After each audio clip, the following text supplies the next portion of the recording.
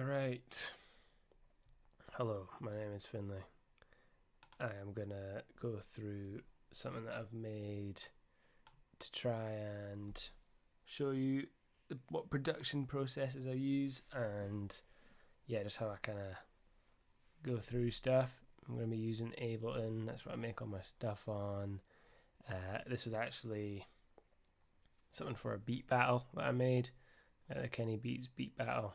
It was like a few weeks ago, where basically he just gives you a sample and then you just have to flip it in a time limit. So did alright, didn't go in the top 10 or anything, but I was happy with how it came out and thought it sounded alright. So basically this was the sample that we got. It's a duck playing drums.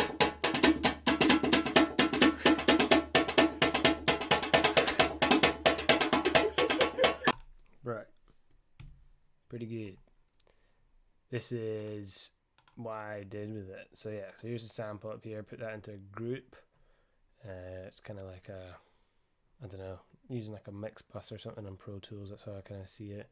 You can add effects and stuff to that if you want. I didn't for this. I think I put some reverb and stuff here on different bits. So I'm just going to go through it. I'll let you actually hear the whole beat and then, or just part of it, and then we can go through. So this is all.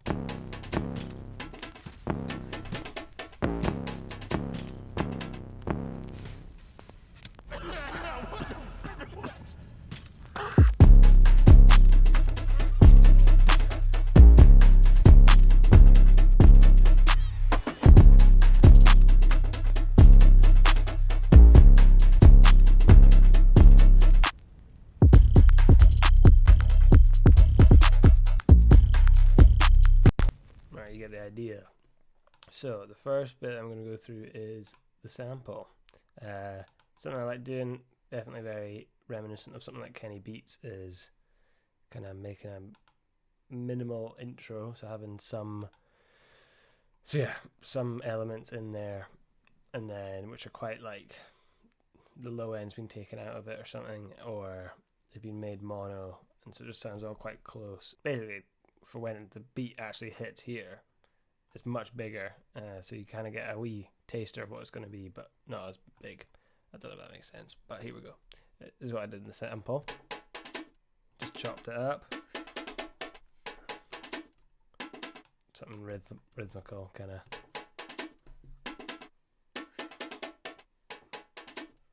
That kind of goes through the whole beat. And then when it gets to the... So I've kept one of them cut and one of them the full way through. Just using that kind of like it's a percussion loop. Yep. And what have we done here? So this is RC20. It's exactly what I was talking about. That, like, taking the low end out here and the width thing here makes it mono, and that can make it super stereo. But and I've put a bit of distortion in this digital thing, which is cool. So that's kind of what that does. And then distortion just makes it, and then magnetic basically just makes it sound rubbish. And that's what we got so far. So it sounds quite, I don't know, robotic-y. And then this one, I don't think I did anything to that, just kept it the same.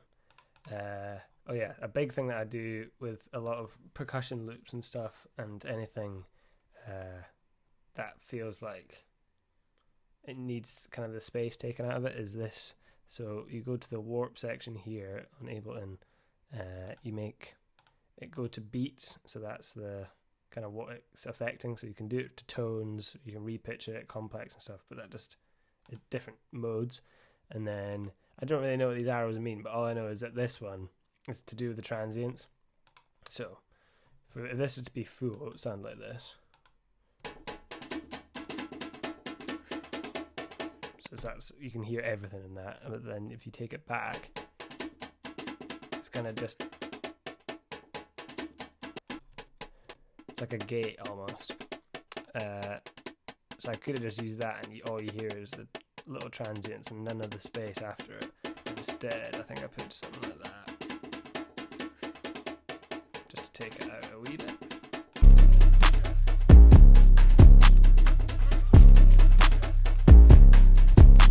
Cool. That's pretty much what I did with the sample. Use it as a percussion loop. Yeah. Now, going on to the 808s. Again, did the exact same thing I was talking about. I really like the noise section in this, but you gotta be careful that it doesn't overpower it. But that's just like vinyl crackle, so you can hear all that noise. Yeah, the exact same thing I was talking about. So obviously, a lot of the 808 that you're hearing would be like this normally, but I've taken out those lows until it comes in big here. I think I've layered 2 808s here together actually, and they'll be, yeah, just fully going for it. Bit of a boost there, bit of a duck there, another boost there. Did I do that to both of them? Oh, I've taken all the highs out of this one. So these together sound like this.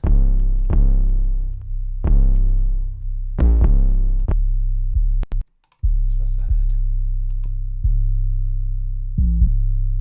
Yeah, I don't really like all the higher up frequencies in that one. I just kind of wanted it for the sub.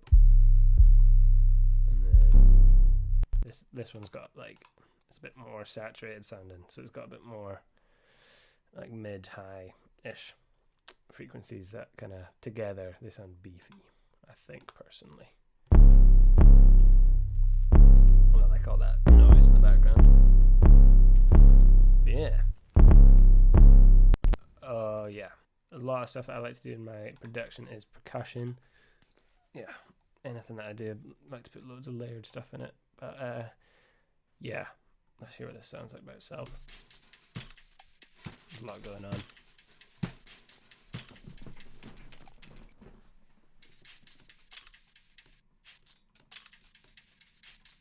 So that's all a wee bit janky.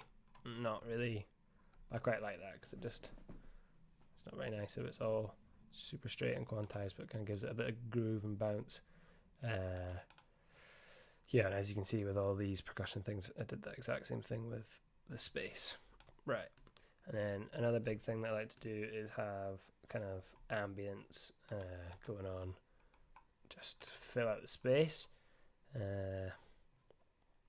Yes, in the intro I quite like this. So something stupid. That funny Idris Elba clip. He chokes on a hot wing. But yeah. It's kinda like he's coughing. Kick and snare for the first bit, and then kinda just to give it a bit of variation, the hi-hats come in 4 bars later just to change it up. So this is what the kick snares sound like. Yeah.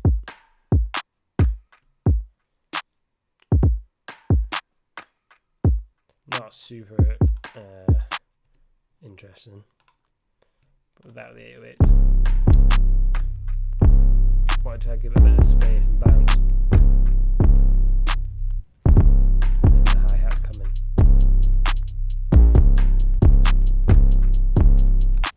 Cool.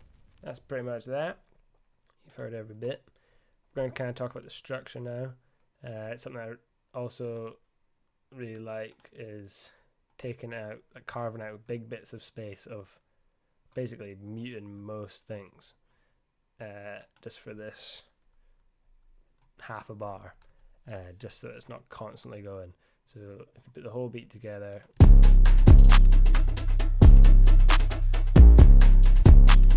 space here, go into a new section. I think I did it here as well.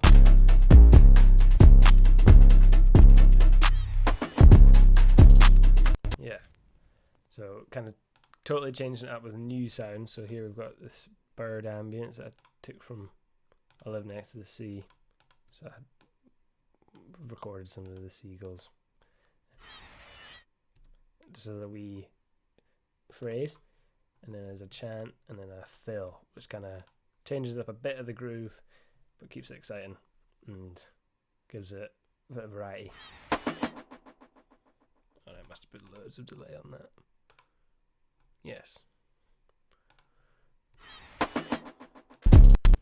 So that from here.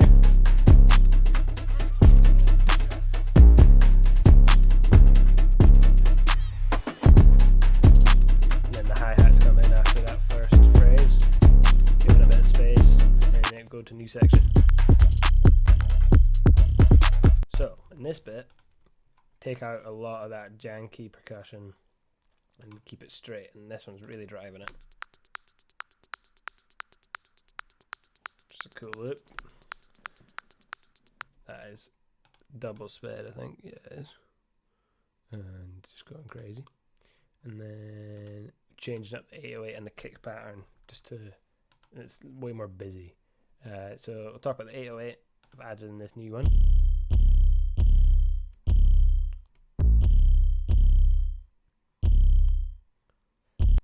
And then I've kept in the subby one.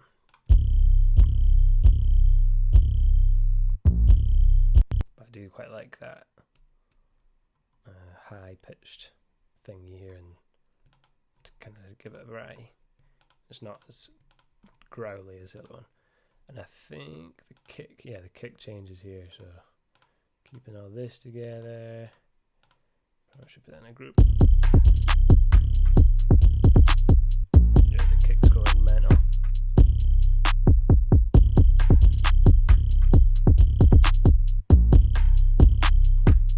And then this is great. That's totally driving it the whole way through. So all together.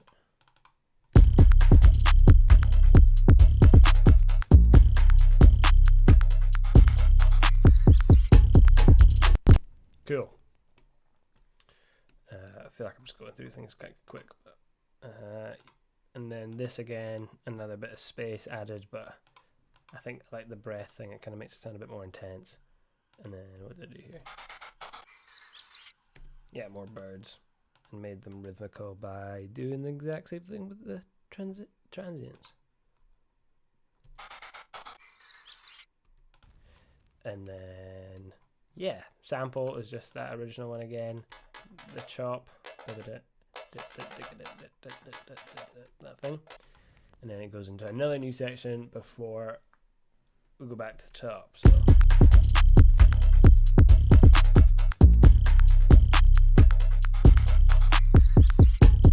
halftime on the thing. Sounds rubbish, isolated, but it sounded cool when I was. I think because I was up against the clock, I was just like doing whatever worked. But it's funny going back and picking it apart.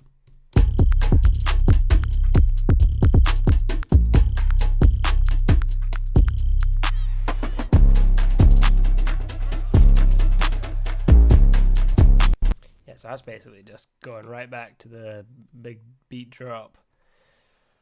And I think I just added that super hot fire meme thing.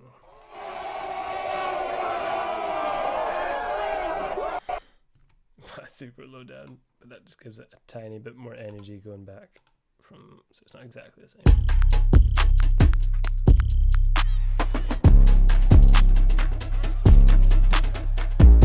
Yeah, I think I just copy and pasted the rest of here because I was up against the clock. Like, yeah, I like the structure of it. Or maybe, yeah, I think I might have added some more. Yeah, I added 2 more percussion loops as well to also just give it a bit of a lift.